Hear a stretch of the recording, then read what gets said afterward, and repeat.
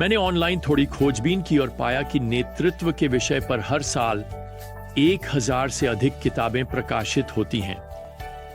अब मैं आमतौर पर उन्हें नहीं खरीदता क्योंकि उनका बाइबल में नेतृत्व की परिभाषा से बहुत कम लेना देना होता है। नेतृत्व।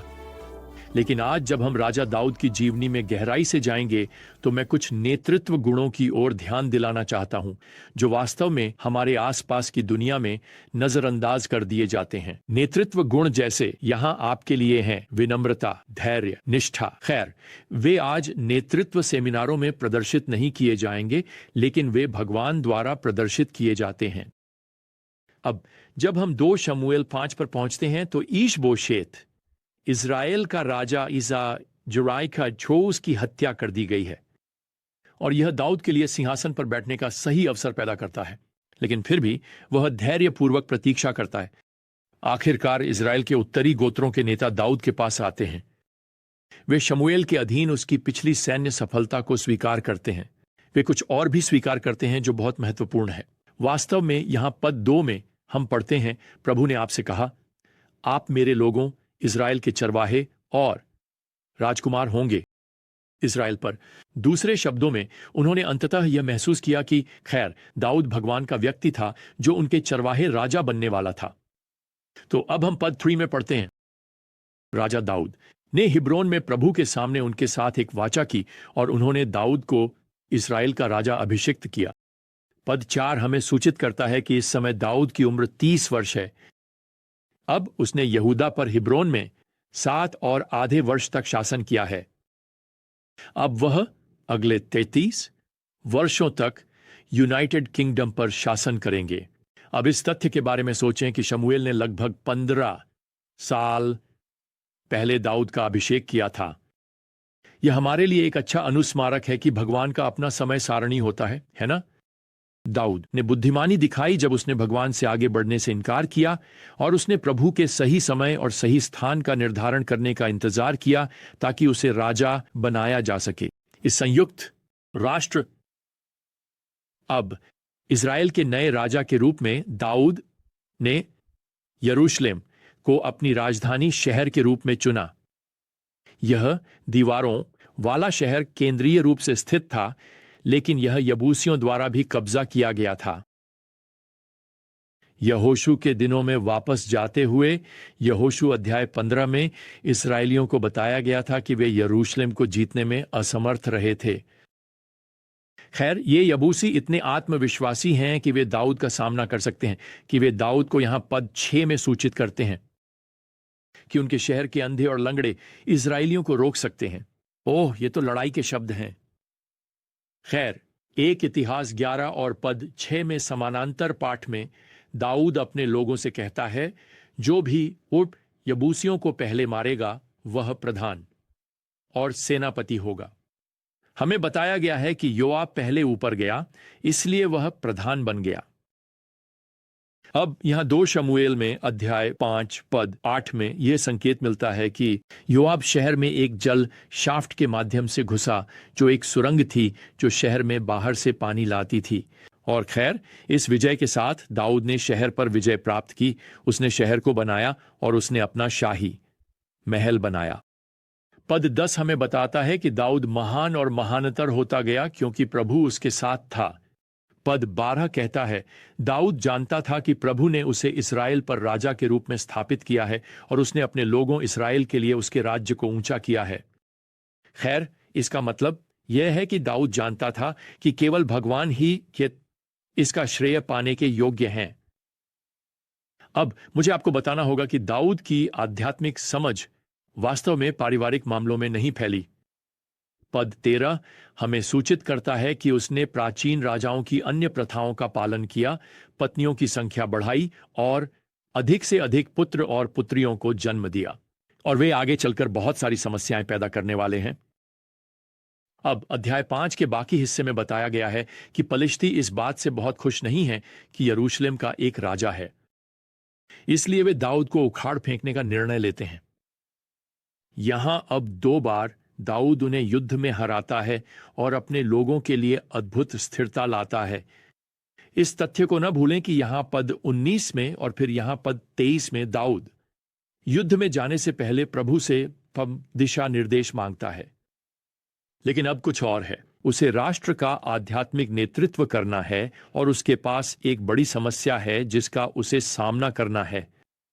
वाचा का संदूक, आपको याद है, वह छोटा सुनहरा डिब्बा जिसमें कानून था, जो उसके लोगों के बीच भगवान की उपस्थिति का प्रतिनिधित्व करता था, जो पवित्र स्थान में वहां तंबू में रखा जाता था। खैर, यह अभी भी किरियात यारीम में है।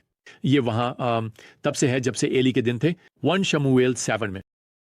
खैर, दाऊद इसे यरूशलेम लाने के लिए दृढ़ संकल्पित है। अब 1 इतिहास 13 में वह यरूशलेम में बुजुर्गों के साथ इस पर चर्चा करता है और वे सहमति में इसे करने का निर्णय लेते हैं। अब किसी कारणवश उनमें से कोई भी मूसा के कानून में वापस नहीं जाता है, ये जानने के लिए कि संदूक को कैसे ले जाया जाए। निर्देश पूर्व में निर्गमन 25 और गिनती 4 में दिए गए हैं। खैर, वे इसे स्पष्ट रूप से बताते हैं। लेकिन यहां 2 शमूएल 6 और पद 3 में वे संदूक को रख रहे हैं एक गाड़ी पर। अब वे सभी गा रहे हैं और वे सभी आनंदित हो रहे हैं, लेकिन उत्सव में बाधा आती है। यह बाधा एक व्यक्ति के कार्यों से आती है जिसका नाम उज्जा है। पद 6 कहता है, उज्जा ने परमेश्वर के संदूक की ओर अपना हाथ बढ़ाया और उसे पकड़ लिया, क्योंकि बैल ठोकर खा गए थे। और यहोवा का क्रोध उज्जा पर भड़क उठा और परमेश्वर ने उसे उसकी गलती के कारण वहीं मार डाला और वह परमेश्वर के संदूक के पास वहीं मर गया। खैर, पद 8 हमें बताता है कि दाऊद इस बात पर यहोवा से नाराज हो जाता है। मेरा मतलब है, इस बेचारे आदमी ने मरने के लायक क्या किया था। खैर, समस्या यह है कि परमेश्वर के निर्देशों के विवरण को, जो संदूक को ले जाने के बारे में थे, अनदेखा कर दिया गया। चाहे हर कोई कितना भी ईमानदार क्यों न हो, परमेश्वर की उपस्थिति इस संदूक से जुड़ी हुई थी और इसे कभी भी किसी अन्य साधारण फर्नीचर की तरह नहीं माना जाना चाहिए था। यह सिर्फ सोने से मढ़ा हुआ लकड़ी का डिब्बा नहीं है। अब यह दाऊद और लोगों के लिए एक दुखद लेकिन बहुत महत्वपूर्ण सबक है। प्रभु को हल्के में नहीं लिया जाएगा। उसके वचन के विवरणों को अनदेखा नहीं किया जाना चाहिए, चाहे आप कितना भी अच्छा महसूस करें, चाहे आप जो कर रहे हैं उसके बारे में कितने भी उत्साहित क्यों न हो। तो पद 9 कहता है, उस दिन दाऊद प्रभु से डर गया और उसने कहा, प्रभु का संदूक मेरे पास कैसे आ सकता है। इसलिए वह संदूक को ओबेद एदोम के घर छोड़ देता है और यह वहां 3 महीने तक रहता है। पद 11 में लिखा है, प्रभु ने ओबेद एदोम और उसके पूरे घराने को आशीर्वाद दिया। खैर, दाऊद ने अपना सबक सीख लिया। 3 महीने बाद वह लौटता है और आगे 1 इतिहास 15 में और पद 2 में हम पढ़ते हैं, दाऊद ने कहा कि केवल लेवीय ही परमेश्वर के संदूक को उठा सकते हैं।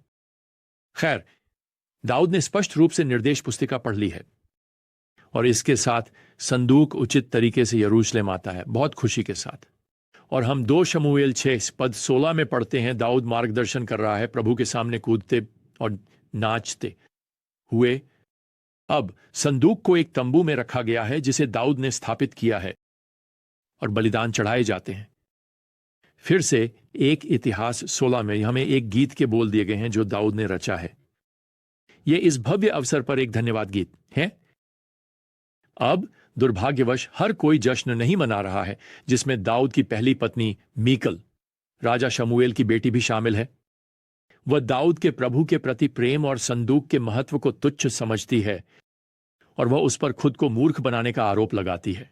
और दाऊद उत्तर देता है यहां 2 शमूएल 6:21 में, यह प्रभु के सामने था जिसने मुझे चुना, तुम्हारे पिता और उनके पूरे घराने से ऊपर मुझे इज़राइल के लोगों पर राजकुमार नियुक्त करने के लिए, और मैं प्रभु के सामने उत्सव मनाऊंगा। पद 23 दुख की बात है। यह दर्ज करता है कि मीकल की मृत्यु के दिन तक कोई संतान नहीं थी। दाऊद के प्रति उसके सम्मान की कमी, सच कहें तो उस भगवान के प्रति जिसे दाऊद प्यार करता था, यह सुनिश्चित करता था कि उसे दाऊद के उत्तराधिकारी को उसके सिंहासन के लिए जन्म देने की अनुमति नहीं दी जाएगी। अब इस दुखद मुठभेड़ के अलावा यह वास्तव में महान खुशी का समय है। दाऊद एकीकृत राष्ट्र के नेता और राजा के रूप में एक अद्भुत शुरुआत कर रहा है। सैन्य विजय के बाद सैन्य विजय। उसके पास एक नया राजधानी शहर है, राष्ट्रीय एकता है, और अब संदूक की वापसी, भगवान के चुने हुए लोगों के लिए। और इन सब के माध्यम से दाऊद ने महसूस किया कि प्रभावी नेतृत्व, सच्चा नेतृत्व, बाइबल नेतृत्व, प्रभु के प्रति निष्ठा, जीवन के विवरणों को भगवान के वचन के विस्तृत निर्देशों के अनुसार समर्पित करना और प्रभु की खुशी से आराधना करने की सार्वजनिक गवाही शामिल है। मैं आपको बताता हूं, यह किसी को भी नेता बना देगा। अनुसरण करने योग्य। खैर, अगली बार तक प्रियजनों, प्रभु यीशु मसीह की कृपा और भगवान का प्रेम और पवित्र आत्मा की संगति आप सभी के साथ हो। आमीन।